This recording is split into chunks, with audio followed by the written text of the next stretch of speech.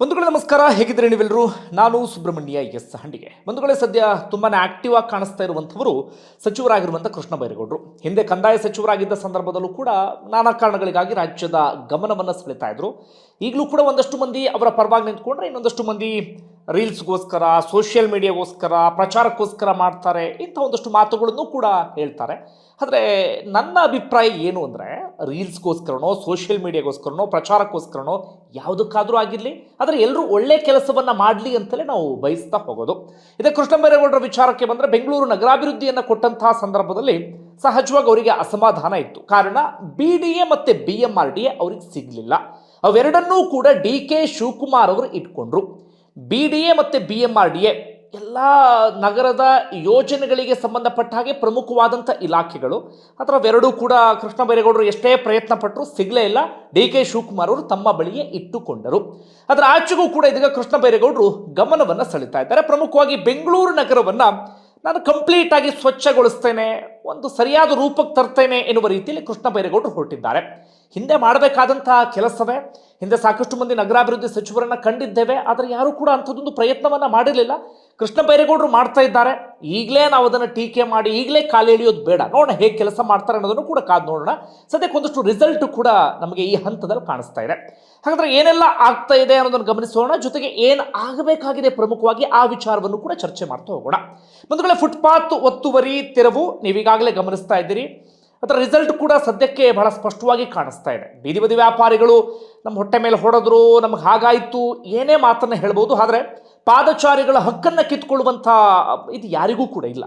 ಯಾಕೆ supreme court ಪಾದಚಾರಿಗಳ ವಿಚಾರದಲ್ಲಿ ಅಂಥದ್ದೊಂದು ತೀರ್ಪು ಕೊಡ್ತು ಅಂದರೆ, 5 ವರ್ಷದ ಬಾಲಕನೊಬ್ಬ ರಸ್ತೆಯಲ್ಲಿ ಹೋಗುವ ಸಂದರ್ಭದಲ್ಲಿ ಆತನಿಗೆ ಹಿಂದ್ಗಡೆಯಿಂದ ಟ್ಯಾಂಕರ್ ಬಂದು ಗುದ್ದುತ್ತೆ, ಆತ ಸಾವನ್ನಪ್ಪು ಬಿಡ್ತಾನೆ. ಆತನ ತಂದೆ ಹಂತ ಹಂತವಾಗಿ ಸುಪ್ರೀಂ ಕೋರ್ಟ್ನ ಮೊರೆ ಹೋಗ್ತಾರೆ. ಆಗ ಸುಪ್ರೀಂ ಕೋರ್ಟ್ ಹೇಳುತ್ತೆ, ಪಾದಚಾರಿಗಳ ಹಕ್ಕನ್ನು ರಕ್ಷಿಸಬೇಕು, ಫುಟ್ಪಾತನ್ನು ನೀವು ಕ್ಲೀನ್ ಮಾಡಿ ಅಂತ ಹೇಳುತ್ತೆ. ಬೀದಿ ಬದಿ ವ್ಯಾಪಾರಿಗಳನ್ನೇ ಅಲ್ಲಿಂದ ತೆರವುಗೊಳಿಸಿ ಅಂತಲ್ಲ, ಒಟ್ಟಿನಲ್ಲಿ ಕ್ಲೀನ್ ಮಾಡಿ ಅಂತ ಹೇಳುತ್ತೆ. ಕ್ಲೀನ್ ಮಾಡಬೇಕು ಅಂದರೆ ಬೀದಿ ಬದಿ ವ್ಯಾಪಾರಿಗಳನ್ನು ಅಥವಾ ಅಂಗಡಿ ಮುಂಗಟ್ಟುಗಳನ್ನು ವಿಸ್ತರಣೆ ಮಾಡಿದಂಥವ್ರನ್ನ ತೆರವುಗೊಳಿಸಲೇಬೇಕಾದಂಥ ಅನಿವಾರ್ಯತೆ ಇತ್ತು. ಈಗ ಅಂಥದ್ದೊಂದು ಕೆಲಸವನ್ನು ಮಾಡಲಾಗ್ತಿದೆ.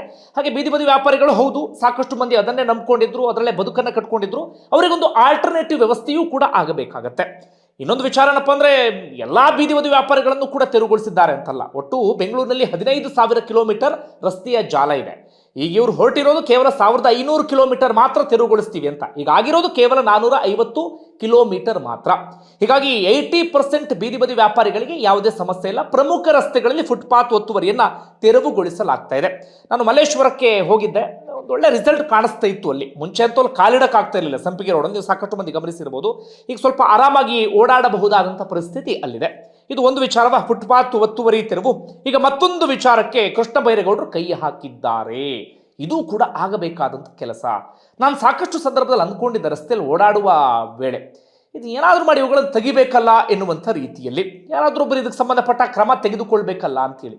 ಯಾವುದು ಅಂದರೆ ಈ ಬೀಡಾಡಿ ದನಗಳು ಅಂತ ಏನು ಕರಿತೀವಿ, ಅದೇ ರೀತಿಯಾಗಿ ಬೀಡಾಡಿ ವೆಹಿಕಲ್ಸ್ಗಳು, ಕಂಡಲ್ಲಿ ವೆಹಿಕಲ್ಸ್ಗಳನ್ನು ಪಾರ್ಕ್ ಮಾಡಿ ಹೋಗಿಬಿಡೋದು. ಧೂಳು ಹಿಡಿತಾ ಇರ್ತವೆ ಅವೆಲ್ಲವೂ ಕೂಡ. ಅದು 2 ದಿನ 3 ದಿನ ಅಲ್ಲ, ಇವು 2 ದಿನ 3 ದಿನ ಒಮ್ಮೊಮ್ಮೆ ಅನಿವಾರ್ಯ ಆಗಿಬಿಡುತ್ತೆ ಬಿಡಿ. ನಿಮ್ಗೆ ಎಲ್ರಿಗೂ ಕೂಡ ಅನಿವಾರ್ಯ ಆಗುತ್ತೆ. ಒಮ್ಮೊಮ್ಮೆ ಮನೆ ಹತ್ರ ಪಾರ್ಕಿಂಗ್ಗೆ ಜಾಗ ಇರೋದಿಲ್ಲ. ಆ ಸಂದರ್ಭದಲ್ಲಿ ಅನಿವಾರ್ಯವಾಗಿ ಯಾವುದೋ ಒಂದು ರಸ್ತೆಯ ಬದಿಯಲ್ಲಿ ನಿಲ್ಲಿಸಬೇಕಾದಂಥ ಪರಿಸ್ಥಿತಿ ಎದುರಾಗ್ಬಿಡುತ್ತೆ. ಆದರೆ ಈ ವೆಹಿಕಲ್ಸ್ಗಳು ಎಷ್ಟು ದಿನ, 15 ದಿನ, 20 ದಿನ, 1 ತಿಂಗಳು, 2 ತಿಂಗಳು, ಹೆಚ್ಚು ಕಡಿಮೆ 1 ವರ್ಷ ಒಂದೇ ಕಡೆ ನಿಂತಂಥ ಉದಾಹರಣೆಯೂ ಕೂಡ ಇದೆ.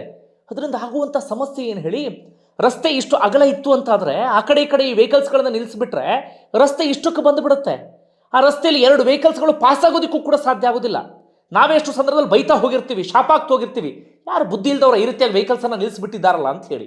ಸಾಕಷ್ಟು ಕಡೆಗಳಲ್ಲಿ, ಬೆಂಗಳೂರಿನ ಪ್ರಮುಖ ರಸ್ತೆಗಳಲ್ಲಿ, ಸಬ್ ರೋಡ್ಗಳಲ್ಲಿ, ಕಂಡ ಕಡೆಗಳಲ್ಲಿ ನಮಗೆ ಇಂಥ ವೆಹಿಕಲ್ಸ್ಗಳು ಸಿಗುತ್ತೆ.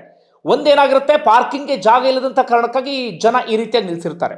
ಪಾರ್ಕಿಂಗಿಗೆ ಜಾಗ ಇಲ್ಲ ಅಂದರೆ ವೆಹಿಕಲ್ಸೇ ತಗೊಳ್ಬಾರ್ದು. ಅದು ನಮ್ಮ ಗಮನಕ್ಕೆ ಇರಬೇಕಾದಂಥ ವಿಚಾರ.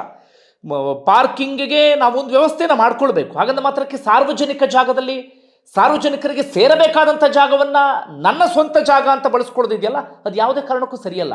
ಮತ್ತೊಂದು ಏನಾಗುತ್ತೆ ಇಲ್ಲಿ ಅಂದರೆ, ಈ ಫೈನಾನ್ಸ್ ಕೊಟ್ಟಿರ್ತಾರೆ ನೋಡಿ, ಈ ವೆಹಿಕಲ್ಸ್ಗಳನ್ನು ತುಂಬ ಜನ ಏನು ಮಾಡ್ತಾರೆ, ಅಡ ಇಟ್ಟು ಸಾಲವನ್ನು ತಗೊಂಡಿರ್ತಾರೆ.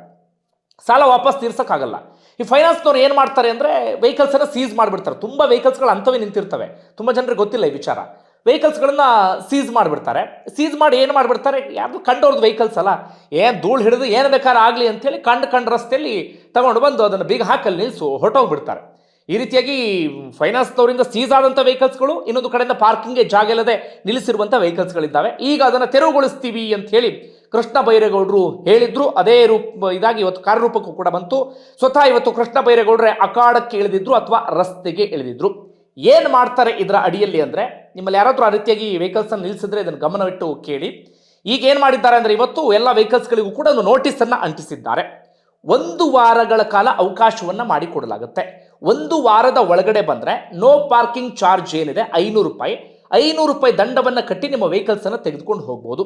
ಇಲ್ಲ 1 ವಾರದ ಬಳಿಕವೂ ಕೂಡ ನಾವು ತೆಗೆದುಕೊಂಡು ಹೋಗಿಲ್ಲ ಅಂದರೆ 1 ವಾರ ಆದ ಬಳಿಕ ವೆಹಿಕಲ್ಸನ್ನು ಟೋಯಿಂಗ್ ಮಾಡಲಾಗುತ್ತೆ, ಬೇರೆ ಕಡೆಗೆ ಅವುಗಳನ್ನು ಶಿಫ್ಟ್ ಮಾಡಲಾಗುತ್ತೆ. 1 ವಾರದ ನಂತರವೂ ಕೂಡ ನೀವು ಹೋಗಿ ವೆಹಿಕಲ್ಸನ್ನು ಬಿಡಿಸ್ಕೊಳ್ಳುವಂಥ ಅವಕಾಶ ಇದೆ. ಟೋಯಿಂಗ್ ಚಾರ್ಜ್ ಪ್ಲಸ್ ಪಾರ್ಕಿಂಗ್ ಚಾರ್ಜನ್ನು ಕೊಡಬೇಕಾಗತ್ತೆ. ನೋ ಪಾರ್ಕಿಂಗ್ ಚಾರ್ಜನ್ನು ಹೆಚ್ಚು ಕಡಿಮೆ 1500 ರೂಪಾಯಿ ಕೊಟ್ಟು ವೆಹಿಕಲ್ಸನ್ನು ಬಿಡಿಸ್ಕೊಳ್ಬೇಕಾಗತ್ತೆ. ಇಲ್ಲ 15 ದಿನ ಆದರೂ ಕೂಡ ನಾನು ಹೋಗಲ್ಲ ಅಂತಾದರೆ ನಿಮ್ಮ ವೆಹಿಕಲ್ಸನ್ನು ಹರಾಜಿಗೆ ಹಾಕಲಾಗತ್ತೆ. ರಾಜ್ಯ ಸರ್ಕಾರ ಬಹಳ ಸ್ಪಷ್ಟವಾಗಿ ಹೇಳ್ತಾ ಇದೆ. ನನ್ನ ಪ್ರಕಾರ ಇದು ಅನಿವಾರ್ಯ ಆಗಿತ್ತು. ಎಷ್ಟೇ ಬೇರೆ ರೀತಿಯಲ್ಲಿ ಆಯಿತು ನೀವು ವೆಹಿಕಲ್ಸನ್ನು ತೆಗೀರಿ, ಇನ್ನೊಂದು ಮಾಡಿ, ಮಗದೊಂದು ಮಾಡಿ ಅಂತ ಬಾಯಿ ಬಡ್ಕೊಂಡ್ರು ಕೂಡ ನಮ್ಮ ಜನ ಕೇಳಲ್ಲ. ದಂಡದ ಅಸ್ತ್ರವೋ ಅಥವಾ ಇನ್ನೊಂದೇನೋ ಕಠಿಣ ಕ್ರಮ ಅಂತ ಹೊರಟಾಗ ಮಾತ್ರ ಜನ ಮಾತು ಕೇಳೋದು. ಒಂದು ಕಡೆಯಿಂದ ಫುಟ್ಪಾತ್ ಒತ್ತುವರಿ ತೆರವು ಆಗಲೇಬೇಕಾಗಿತ್ತು. ಈ ರೀತಿಯಾದಂಥ ಅಡ್ಡಾದಿಡ್ಡಿ ನಿಲ್ಲಿಸಿರುವಂಥ ವೆಹಿಕಲ್ಸ್ಗಳ ತೆರವು ಕೂಡ ಆಗಬೇಕಾಗಿತ್ತು. ಈ ಕೆಲಸವೂ ಕೂಡ ಇದೀಗ ಕೃಷ್ಣ ಬೈರೇಗೌಡರ ಕಡೆಯಿಂದ ಆಗ್ತಾ ಇದೆ. ಇವತ್ತು ಹೆಚ್ಚು ಕಡಿಮೆ ಒಂದು 1500 ವೆಹಿಕಲ್ಸ್ಗಳಿಗೆ ನೋಟಿಸನ್ನು ಅಂಟಿಸಲಾಗಿದೆ. ಹಾಗೆ ವೀಲ್ ಕ್ಲಾಂಪ್ಗಳನ್ನು ಕೂಡ ಹಾಕಲಾಗಿದೆ. ನಿಮ್ಮ ವೆಹಿಕಲ್ಸ್ ಏನಾದರೂ ಆ ಲಿಸ್ಟ್ನಲ್ಲಿ ಇತ್ತು ಅಂತಾದರೆ ಈಗಲೇ ಹೋಗಿ ದಂಡವನ್ನು ಕಟ್ಟಿ ಆ ವೆಹಿಕಲ್ಸನ್ನು ಬಿಡಿಸ್ಕೊಳ್ಳಿ. ಇನ್ನು ಮುಂದೆ ಅಂತಹ ಜಾಗದಲ್ಲಿ ವೆಹಿಕಲ್ಸನ್ನು ನಿಲ್ಸಕ್ಕೆ ಹೋಗಬೇಡಿ. ಇಲ್ಲ ಪಾರ್ಕಿಂಗ್ ಜಾಗನೇ ಇಲ್ಲ, ವರ್ಷಾನುಗಟ್ಟಲೆ ನಿಲ್ಲಿಸ್ತೀನಿ ಅಂತಂದರೆ ಇಲ್ಲಿ ಯಾಕೆ ನಿಲ್ಲಿಸ್ತೀರಿ? ನಿಮ್ಮ ಊರಿರುತ್ತೆ, ಬೇರೆ ಬೇರೆ ಕಡೆಗಳಿಂದ ಬಂದಿರ್ತೀರಿ, ಅಲ್ಲಿ ತಗೊಂಡು ಹೋಗಿ ನಿಲ್ಲಿಸಿ. ಇಲ್ಲ ನನಗಾಗೋದಿಲ್ಲ ಅಂದರೆ ಗಾಡಿ ಸೇಲ್ ಮಾಡಿಬಿಡಿ. ಸಾರ್ವಜನಿಕರಿಗೆ ತೊಂದರೆ ಕೊಡುವಂಥ ಹಕ್ಕು ಯಾರಿಗೂ ಕೂಡ ಇಲ್ಲ. ಓಕೆ, 1 ದಿನ 2 ದಿನ 3 ದಿನ ಒಮ್ಮೊಮ್ಮೆ ಅನಿವಾರ್ಯ ಪರಿಸ್ಥಿತಿ ಸೃಷ್ಟಿ ಆಗಿಬಿಡುತ್ತೆ. ಬೆಂಗಳೂರು ಹಿಂಗಾಗಿಬಿಟ್ಟಿದೆ ಅಂದರೆ ನಿಮಗೆ ಗೊತ್ತು ಯಾವ ರೀತಿಯಾಗಿ ಬೆಳೀತಾ ಇದೆ. ಇವತ್ತು ಪಾರ್ಕಿಂಗ್ ಹೋಗಲಿ, ಓಡಾಡೋಕ್ಕೆ ಜಾಗ ಇಲ್ಲದಂಥ ಪರಿಸ್ಥಿತಿ ನಿರ್ಮಾಣ ಆಗಿಬಿಟ್ಟಿದೆ. ನೀವು ಅದನ್ನು ಬಿಟ್ಕೊಂಡು ಯಾವುದೋ ನಿಮ್ಮದೇ ಗ್ಯಾರೇಜ್ ಅನ್ನೋ ರೀತಿಯಲ್ಲಿ 1 ತಿಂಗಳು 6 ತಿಂಗಳು ವರ್ಷಾನುಗಟ್ಟಲೆ ಇಟ್ಟುಬಿಟ್ರೆ ಏನು ಕತೆ ಹೇಳಿ? ಸದ್ಯ ಅಂಥದ್ದೊಂದು ಕೆಲಸ ಆಗ್ತಿದೆ. ಅದರ ಆಚೆಗೆ ಕೃಷ್ಣ ಬೈರೇಗೌಡರು ಮಾಡಲೇಬೇಕಾದಂಥ ಒಂದು ಕೆಲಸ ಇದೆ. ಪ್ರಮುಖವಾಗಿ ಕಸದ ವಿಚಾರ. ಅದಿವತ್ತು ದೊಡ್ಡ ಮಾಫಿಯಾ ಆಗಿ ಬೆಳೆದು ನಿಂತಿದೆ. ಅವೆಲ್ಲವೂ ಕೂಡ ನಿಮಗೆ ಗೊತ್ತಿರುವಂಥ ವಿಚಾರ. ಅದರ ಆಚೆಗೆ ಇವತ್ತು ಪರಿಸ್ಥಿತಿ ಹೆಂಗಾಗಿಬಿಟ್ಟಿದೆ ಅಂದರೆ, ನೀವು ಬೆಂಗಳೂರಿನ ಸಾಕಷ್ಟು ರಸ್ತೆಗಳಲ್ಲಿ ಇವತ್ತು ಓಡಾಡೋಕ್ಕಾಗಲ್ಲ. ಗಬ್ಬು ವಾಸನೆ, ಕಂಡಲ್ಲಿ ಕಸ. ನಾವೇನು ಮಾಡ್ಬಿಡ್ತೀವಿ, ಜನರಿಗೆ ಬೈಯೋದಕ್ಕೆ ಶುರು ಮಾಡ್ಕೊಂಡು ಬಿಡ್ತೀವಿ. ಗೊತ್ತಾಗಲ್ಲ, ಕಂಡಲ್ಲಿ ಕಸ ಎಸೆತಾರೆ, ಆ ನನ್ನ ಮಕ್ಕಳು ಈ ನನ್ನ ಮಕ್ಕಳು ಅಂತ ಬೈತೀವಿ. ಹೌದು, ಒಂದಷ್ಟು ಮಂದಿ ಒಂದು ರೀತಿಯಲ್ಲಿ ಗೊತ್ತೇ ಆಗಲ್ಲ, ಎಲ್ಲಿ ಅಂದರೆ ಬೇಸಿಕ್ ಸೆನ್ಸೇ ಇರಲ್ಲ. ಕಂಡಲ್ಲಿ ಕಸ ಎಸೆಯೋದು ಅದೆಲ್ಲವೂ ಕೂಡ ಹೌದು, ನಾವು ಆಗ ಜನರನ್ನೇ ದೂಷಿಸಬೇಕಾಗತ್ತೆ. ಆದರೆ ಅದಕ್ಕಿಂತ ಮಿಗಿಲಾಗಿ ಸ್ಥಳೀಯ ಆಡಳಿತಗಳ ಸಮಸ್ಯೆ ಇದೆ, GBA ಸಮಸ್ಯೆ ಇದೆ. ಒಂದು ಉದಾಹರಣೆ ಕೊಡ್ತೀನಿ ಕೇಳಿ. ನಾನು ಇತ್ತೀಚೆಗೆ ಈ ಶ್ರೀಗಂಧ ಕಾವಲಿದೆ ನೋಡಿ, ನಾಗರಬಾವಿ 2nd ಸ್ಟೇಜ್, ಅನ್ನಪೂರ್ಣೇಶ್ವರ ನಗರ, ಈ ಭಾಗದಲ್ಲಿ ಸ್ವಲ್ಪ ಜಾಸ್ತಿ ಓಡಾಡ್ತಾ ಇದ್ದೇನೆ. ಇಲ್ಲಿನ ಜನರನ್ನು ಮಾತನಾಡಿಸಿದಾಗ ಅವ್ರು ಹೇಳಿದಂಥ ವಿಚಾರ ಏನಪ್ಪ ಅಂದರೆ, ಸರ್ 4 ದಿನಕ್ಕೊಮ್ಮೆ ಇಲ್ಲಿ ಸಾಕಷ್ಟು ಕಡೆಗಳಲ್ಲಿ ಕಸದ ಗಾಡಿ ಬರುತ್ತೆ. ಎಷ್ಟು ದಿನಕ್ಕೆ? 4 ದಿನಕ್ಕೊಮ್ಮೆ ಕಸದ ಗಾಡಿ ಬರುತ್ತೆ. 4 ದಿನಕ್ಕೊಮ್ಮೆ ಕಸದ ಗಾಡಿ ಬಂದರೆ ನಾವು ಏನು ಮಾಡಬೇಕು? ಅದು ಬರುವಂಥ ಟೈಮ್ ಎಷ್ಟು ಗಂಟೆ?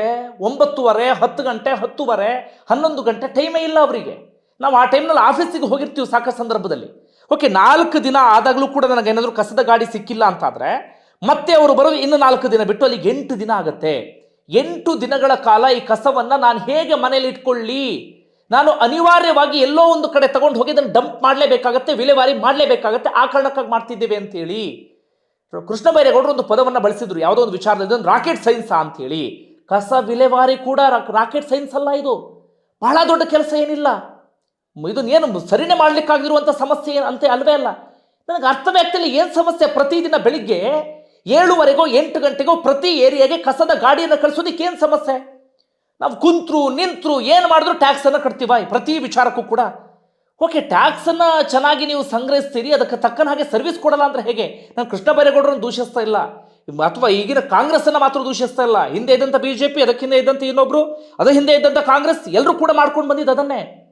DK ಶಿವಕುಮಾರ್ ಅವರಿಗೆ ಮುಖ್ಯಮಂತ್ರಿಗಳಾಗಿದ್ದಾರೆ, ಹಿಂದೆ ನಗರಾಭಿವೃದ್ಧಿ ಸಚಿವರಾಗಿದ್ದಾರೆ.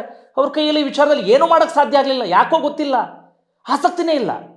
ಹಿಂಗಾದಾಗ ನಗರದ ಸೌಂದರ್ಯ ಹಾಳಾಗದೆ ಇನ್ನೇನಾಗ್ಬಿಡುತ್ತೆ? ಬೆಂಗಳೂರು ಅಂದರೆ ಬರೀ MG road, church street, brigade road ಮಾತ್ರ ಅಲ್ಲ. ಅದರ ಆಚೆಗೆ ನೀವು ಬನ್ನಿ, ಬಹುತೇಕ ರಸ್ತೆಗಳಲ್ಲಿ ಕಾಣೋದು ಕಸ ಕಸ ಕಸ.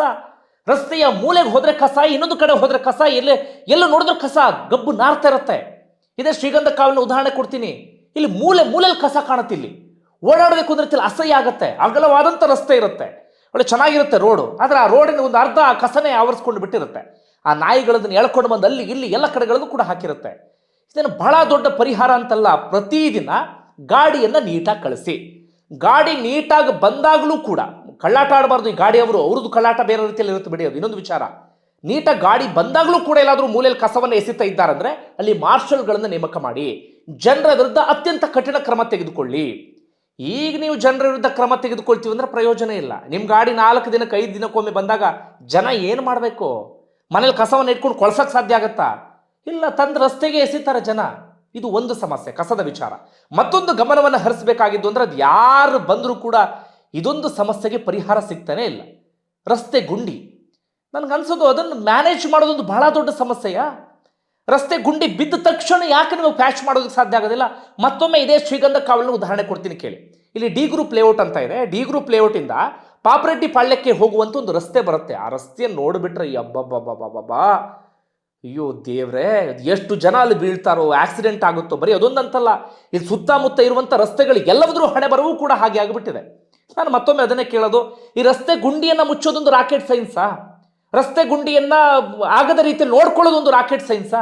ಅವೆಲ್ಲವೂ ಮೂಲಭೂತ ಅಗತ್ಯ ರೀ, ಮೂಲಭೂತ ಅಗತ್ಯ, ಬೇಸಿಕ್ಕು, ಫಂಡಮೆಂಟಲ್ ಆಗಿ ಸಿಗಬೇಕಾದಂಥವು ಅವೆಲ್ಲವೂ ಕೂಡ. ಗುಂಡಿ ಇಲ್ಲದಂಥ ರಸ್ತೆಗಳು, ಕಸ ಇಲ್ಲದಂಥ ರಸ್ತೆಗಳು, ಅವು ಬೇಸಿಕ್ಕು. ಮೊದಲು ಅದನ್ನು ಮಾಡಿ, ಅದಾದ ಬಳಿಕ ಬೇರೆ ಬೇರೆ ವಿಚಾರಗಳಿಗೆ ಹಂತ ಹಂತವಾಗಿ ಪರಿಹಾರವನ್ನು ಕಂಡುಕೊಳ್ಳಿ.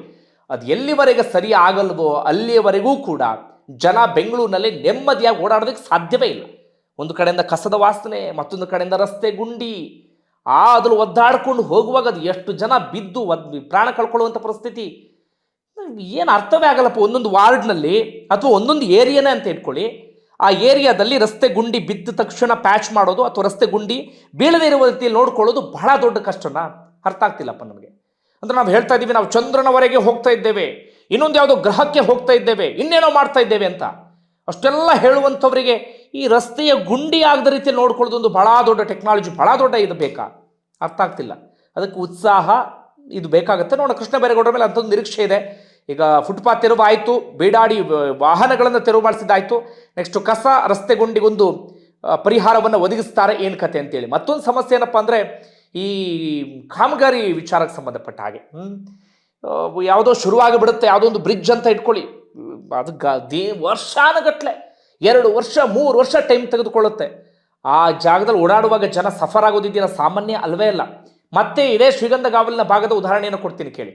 ಈ ಡಿ ಗ್ರೂಪ್ ಲೇಔಟಿಂದ ಸ್ವಲ್ಪ ಮುಂದೆ ಹೋದಂಥ ಕಡೆಯಲ್ಲಿ ನಿಮಗೆ ಅದೇ ರೀತಿಯ ಒಂದು ಬ್ರಿಡ್ಜು ಕೆಲಸ ಆಗ್ತಾ ಇತ್ತು. ನಾನು ಭಾಳ ದಿನ ನೋಡ್ತಾ ಇದ್ದೆ ಅಲ್ಲಿ. ಹಾಗೆ ಕೆಲಸ ಆಗ್ತಾನೆ ಇತ್ತು, ಜನ ಒದ್ದಾಡ್ತಾನೆ ಇದ್ರಪ್ಪ. ಈಗ ಮೊನ್ನೆ ಏನೋ ಸರಿ ಆಯಿತು, ಕೃಷ್ಣ ಬೈರೇಗೌಡರು ಸೂಚನೆ ಕೊಟ್ಟರೆ ಏನೋ ಗೊತ್ತಿಲ್ಲ, ಮೊನ್ನೆ ಏನೋ ಕ್ಲಿಯರ್ ಆಗಿಬಿಟ್ಟಿದೆ ಅದು.